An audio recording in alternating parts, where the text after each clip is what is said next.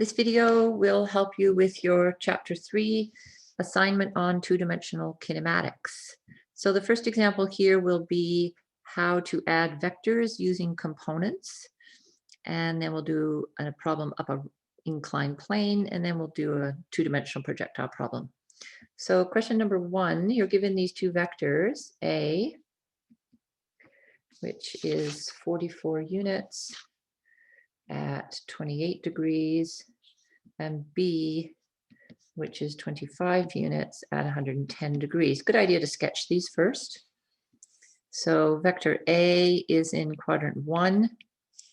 This is 28 degrees. Vector B is in quadrant 2, and this would be the 110 degrees. So angles are always measured with respect to the x-axis counterclockwise. So it also means that this angle would be 70 degrees. Okay, so if we want to add these two vectors up, we break them into their components. I like to use a table. So we'll have x, y, and then we'll do A, vector B, and then their sum. So in the x direction, remember the components. So for vector A, do a little sketch here. There's A, AX is positive, AY is also positive. So AX is a cosine theta. So this would be 44 cos 28. So the x component of A would work out to 38.9. And the y component would be a sine theta. So it's 44 sine 28. Now, if you put that 28 into your calculator will know that that vector is in the first quadrant. It will give you positive components for the x and the y. Now for vector B, you've got two choices. You can either tell your calculator that the angle is 110, and your calculator will know that vector is in the second quadrant and will automatically give you a negative x component. So if you use, B cos theta, so if you use 25 cos 110, your calculator will give you a negative number. But if you don't want to do that and you want to just look at it and go, I know that the B has a negative x component because it's in the second quadrant. So Bx would be here and By would be positive. I could put the negative myself and then use that interior angle of 70. And in any case, you're going to get that the x component of B is 8.6. Now the y component of B is positive, but you could use sine 110 to get 23.5. You're going to find that that's also the same as sine of 70. So it doesn't matter which one you use there, you're going to get 23.5. Okay, so the resultant, A plus B, you add the x's. So 38.9 minus 8.6 gives 30.3 for the x component of the resultant. And then you add the y's and you get 44.2. Now, those are the components. You could leave it in component form, but usually you're asked for magnitude and direction. So magnitude of resultant would be the square root of 30.3, 3 squared, plus 44.2 squared, square rooted, and that would be 53.6 units. And the angle, now both positive components, so we know it's in the first quadrant, the resultant. So this would be the A plus B. And then this angle theta, the tan of that angle would be y over x. So theta would be the arctan of y, the y component, 44.2, divided by the x component, 30.3. Okay, so this is the 30.3 of the resultant, and that's the 44.2. And that angle would then work out to be 55.6 degrees. Okay, so the vector itself, the resultant, a plus b, would be 53.6 at 55.6 degrees. And that would be the answer. Okay, example number 2 is a ramp. Now, you've got your choice. You can incline the ramp high at the right or high at the left. If something is moving up a ramp, I like to incline it high at the right, so then I know it's moving in the positive x direction. So remember, when we have a ramp, the angle of the incline is always between the incline and the horizontal. And so that's our 30 degrees. And this thing is given an initial velocity up the ramp. So remember, when we have a ramp, the XY axes are parallel and perpendicular to the ramp. So this would be my x-axis, this would be my y-axis. And so this VI, this is one-dimensional kinematics. So even though you can break the acceleration due to gravity into 2 components, we're just going to do, this is a one-dimensional problem where VI is 5 meters per second. And VF up here would be 0. And we're trying to find how far along the ramp, so we're trying to find this delta x before it comes to rest. Okay, we need the acceleration. So the acceleration is the component of gravity down the incline. So whenever you have an incline and the gravity, it's because the force of gravity can be broken into 2 components, the one down the incline and the one into the incline. So if this were the vector g, turns out that this angle is equal to this angle. Oh, sorry. Oh my gosh, that's not right. It's this angle. This component is g cos theta, and this component is g sine theta. Okay, those are the strengths of the gravitational field. Now, if you let something slide on a frictionless incline, its acceleration will be, that's the magnitude of the acceleration. So the magnitude of acceleration on an incline is g sine theta, as long as there's no friction or anybody pushing or anything like that. So that's the acceleration due to gravity on an incline. Basically, the incline just dilutes gravity by the sine theta.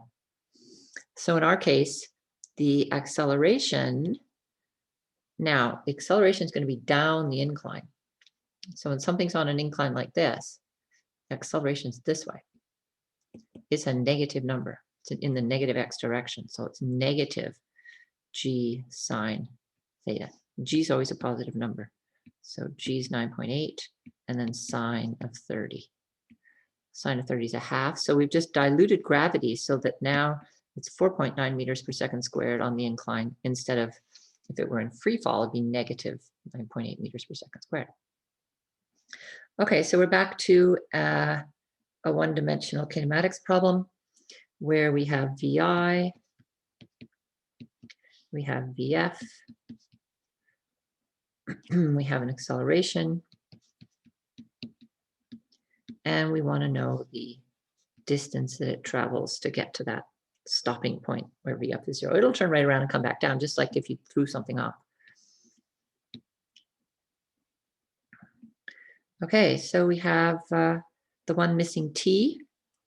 So we'll use VF squared equals VI squared plus 2a delta x.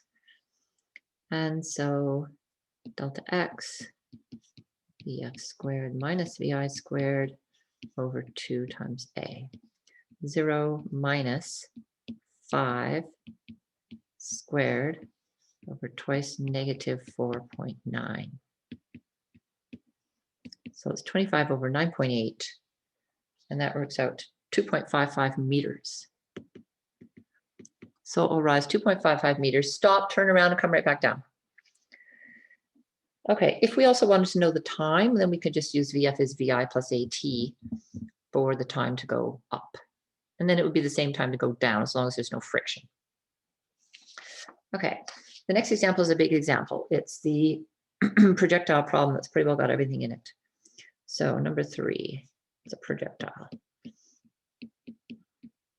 And you remember that the deal with projectiles is the x direction. The velocity is constant because there are no forces in the x direction if you neglect air resistance.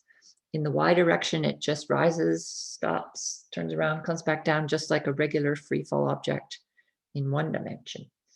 Okay, so this is a question where we have something going like this. And they call this point P. The distance along the ground that the projectile travels when it's in the air is x. And then the initial velocity here, VI, is 65. That's pretty high initial velocity, 65 meters per second. The angle here is 35 degrees. And the height of the cliff, H, is 115 meters. Okay, and we pretty well want to find everything out about this motion. So we're going to go break it into x and y directions first. Always, always, always, you need the x and y directions separately. Okay, in the x direction, there is no acceleration. In the y direction, the acceleration is always, always negative 9.8. On the way up, at the top, on the way down, doesn't matter whether it's going sideways or not. The next thing you want to do is you break the velocity vector into its components, Vix, which would be Vi cos theta. Always, always want to do this. So you've got 65 cos 35. Okay, and that gives an initial velocity. I don't know how to calculate that. 65 cos 35 is 53.2. Do the same in the y direction. VIY would be 6 VI sine theta. And so this is 65 sine 35.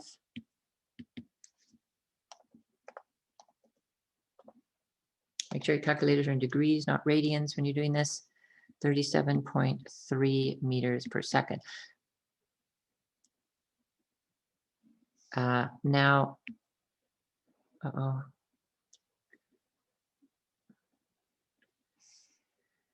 okay, I'm not sure what's going on there.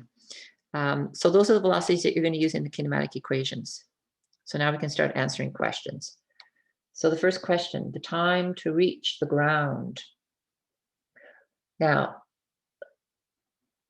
that's a tricky one to do because that's a quadratic equation when you have to find time. So I would recommend that you find the velocity in the y direction. So remember what's going on. We've got all the regular kinematic equations.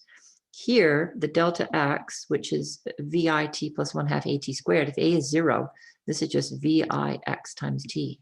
That's all we have. So this is 53.2 times t. That's the equation in the x direction. That's all there is. But in the y direction, we have the delta y is VIYT plus 1/2 AT squared. And we have the VFY squared is VIY squared plus 2a delta y. Now, if we want delta,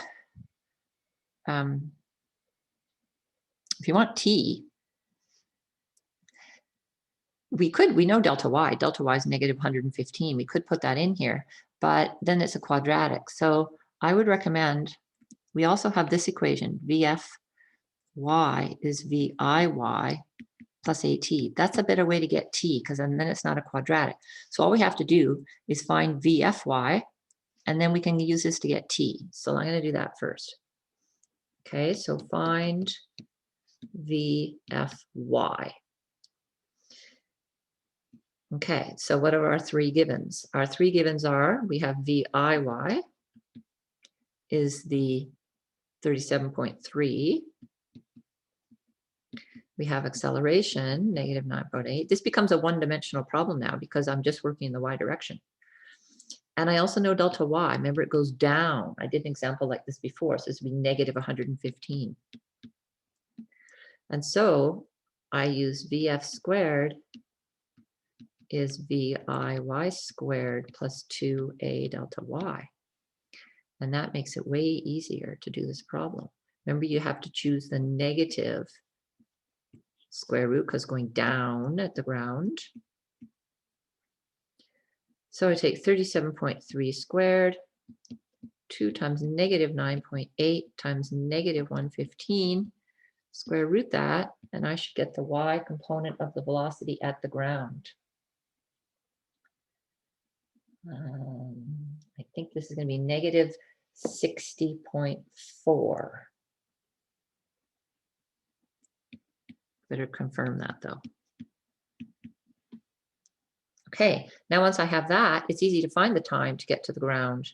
So unknown number 2, we're still in the y direction, is time. So I'm going to use that VF, remember it's all y direction, is VI plus AT. Okay, so T is VF minus VI over A. Negative 60.4 minus 37.3 over negative 9.8.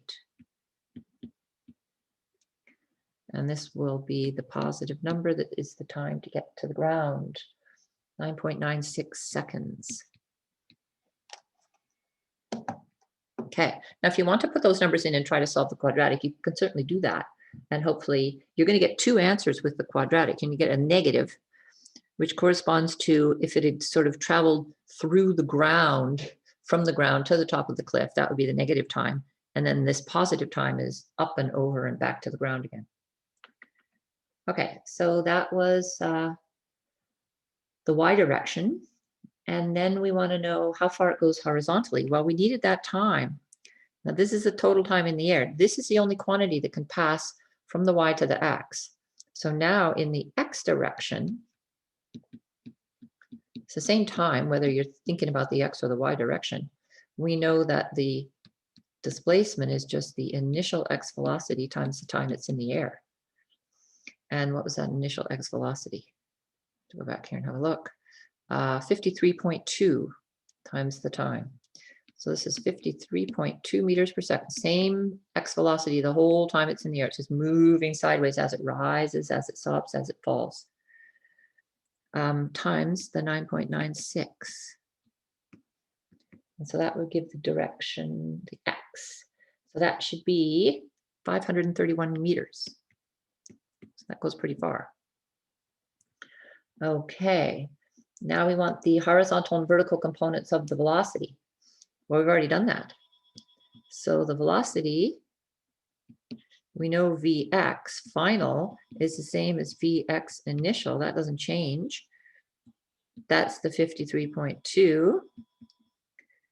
And then we know the Vy final, we worked that out, was that negative 64, wasn't it? Negative 60.4. And that's down. This is still to the right because it goes to the right the whole time. And then this is down. And so just as this is hitting the ground, there's its velocity. It's got an x component of 53.2 and a y component of negative 60.4. And that would be its. Now, if it asks for speed, the speed is the magnitude of those two. And that's what the next question is, the magnitude. So speed equals magnitude of velocity. And that would be the square root of 53.2 squared plus 60.4 squared. And so that would be 80.5. Remember, the negative squared becomes a positive. So it doesn't matter if you put the negative in there or not. It is a negative number. Okay, and this works out to 80.5 meters per second. Okay, that would be this number. That would be the length of this vector, 80.5. And then if you wanted the angle, yeah, the angle they want next with the horizontal. So that's this angle. So tan theta would be y over x And so theta would be the arctan of that, 48.6 degrees below horizontal. Below horizontal. And then the last question, the maximum height above the cliff. Okay, so this is now the y information. This would be exactly the same as if something were thrown vertically up with the y initial velocity. And so for the maximum height reached,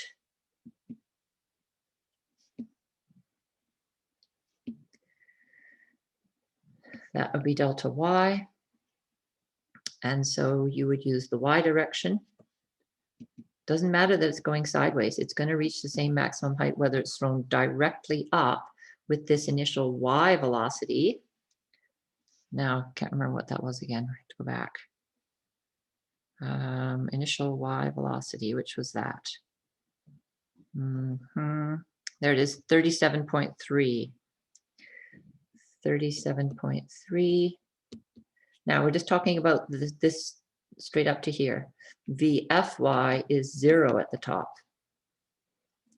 So this we have Vfy is 0. And delta y is unknown. And we, of course, have acceleration, negative 9.8.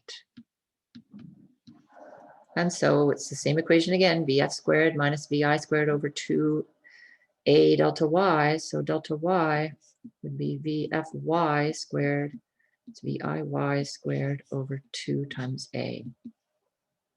So it would be 0 minus 37.3 squared over 2 times negative 9.8.